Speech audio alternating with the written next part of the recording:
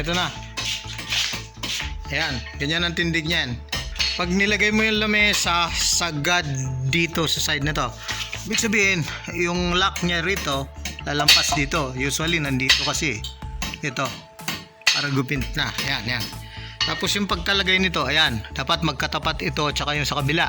Pero, pag tinignan mo rito, mas mataas ito kaysa dito. Mas mataas to kaysa dito. Gawa nung mas malaki itong diameter dito kaysa dito. Ito, ayan, eksakto yan. Walang tatamaan yung lawit niya na to. Ito yung stopper mo. Ayan, kaya naka-ready na kaming mag-testing. Ito ngayon ang problema. Kasi nga, 4 inches lang. Bibili ka ng 5 inches tapos bawasan mo para tamaan niya lahat yung image. Eksakto lang yan. Kailangan madagdagan mo ng konti. Mga 1/4. Yan, susukatin mo na lang yung sa tatama yung squeegee. Okay. Ayan sir, pinupunasan niya ng reducer yung ibabaw para makakondisyon. Okay, ganito yung tsura. Ayan, ganyan. May nilagay akong linya rito. Kailangan pag nilagay mo yung ito, yung itatapat hindi gitnang gitna para mag-start. Pag hinila yan, gaganon, exact yung print natin halos nasa gitna. O mag-adjust ka na lang kung hindi natin makuha, no? Makitid yung squeegee, baka hindi malagyan lahat. Ito yung ink. Pag masyadong malapot, lagyan mo ng ganito. Konting-konti lang, pakunti-konti lang para makakuha. Pag malabnaw naman kasi masyado, pangit. Okay, pag hila mo gano'n, pag tinas na ganyan, pa-flood niya. Okay, pwede mong ulitin yan. Flood.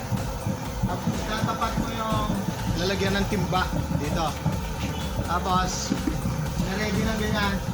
Gano'n. Okay. Tapos, uulitin. Takarga ulit. First time namin mag-print ng ganito kasi.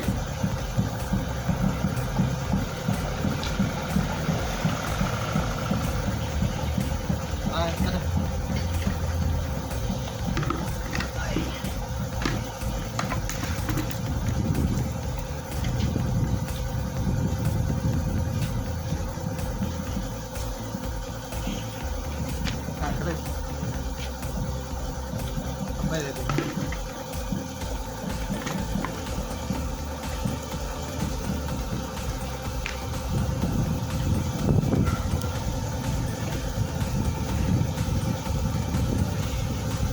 Sama, bigyan mo siya.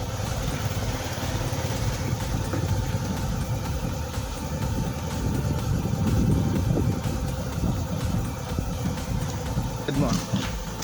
Yan, dapat sasandal dito. Ah, sakto yan. Ayun, nine-nervous pang mag-print. Okay, tingnan natin ngayon yung pakilinis na lang muna. Okay. So, ito yung output, oh. Pumasok lahat. Ang kaso, dahil may texture at saka yun nga, putol yung dito natin, yan ang mangyayari. Pero pag nakabili ka ng squeegee, walang problema rito. Ang magiging problema natin yung texture dahil gawa nito. Pansinin mo yan, oh, parang may wood texture dito. Yun ang salarin, yan na yung output niya. Pag tiningnan natin, ayan din. Pero pag nasanay na, first time kasi na mag-ano ito eh, mag-print, ano? Pag na-gets mo na yan, tuloy-tuloy na yan. Yan na yung output niya. Pag nakuha mo yung ano ito, dun sa pag-diin lang siguro kanina. Nakita mo naman yung pag-print ko, ura-urada, no? Pag nakuha na yung timing ng tiga-imprint, yun lang ang nagiging problema. Yung sa squeegee natin dahil kabos at saka yung sa texture. Pero yan na yung output. Medyo nawala.